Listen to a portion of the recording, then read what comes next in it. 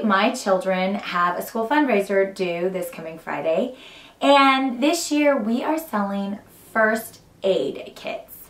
Now, that's kind of a really hard sell for me. I mean, the past few years, it's been really easy. It's been wrapping paper and gift bags and gift items and gift tags and everything related to gifts. And that was easy. I could buy all that stuff for days on end.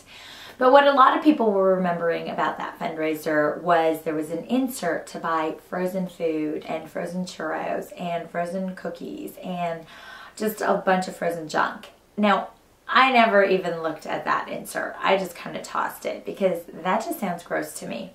But the wrapping paper and the gift bags, I mean, really, like, I have 3 kids. I don't know about you, but I'm going to birthday party constantly. And whether it be a wrapped gift in paper or a wrapped gift in a gift bag, I kind of need one or the other. So I don't see the problem in it. I never actually sold it to neighbors, to anybody. I mean, my mom bought it because she's really into that stuff like me. But other than that, I mean, we were good. Like, we sold plenty and we were done. To ourselves, of course. We bought plenty, and so we didn't need to sell it.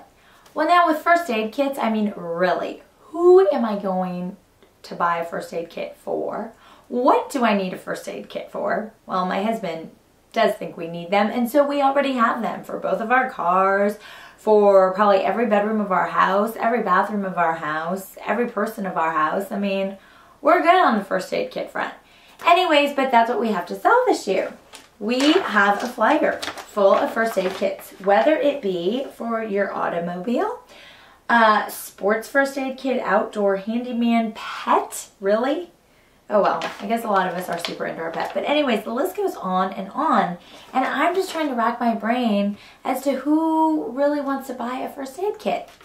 So we went to a few neighbors. We have, like, 3 maybe practical neighbors who are friends. And so, we had our kids go there, and they bought. My parents bought a lot. His parents bought a lot. So now I feel like, okay, we need to just push it forward, and if each kid sells $40 more worth, then they get to go to a pizza party. They get to go leave school and go do this. And so they're begging to do this. And now it's like, okay, great. Who else do I ask? And my husband's like, well, we can just buy them.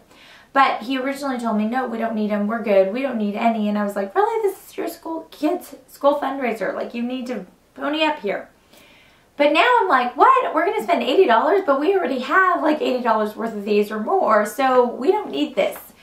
All right, so who do I go to? Do I go to this woman who owns the dry cleaners, who I'm really friendly with her? I go there all the time. I give them a ton of business. I mean, maybe they could use a first aid kit for their business. I have a good friend who owns a restaurant up the street that hasn't been in business too long. Maybe they overlooked getting a first aid kit. You think they need one?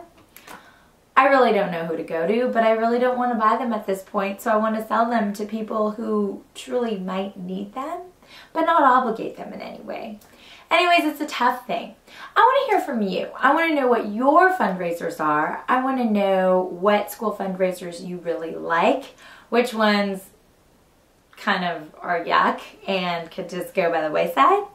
And who do you sell to? That's what I want to know. Do you just buy them yourself and stash them in a closet or throw them in the trash or whatever? Or do you buy them and gift them? Or do you just not buy? Or who do you sell them to? That's what I want to know.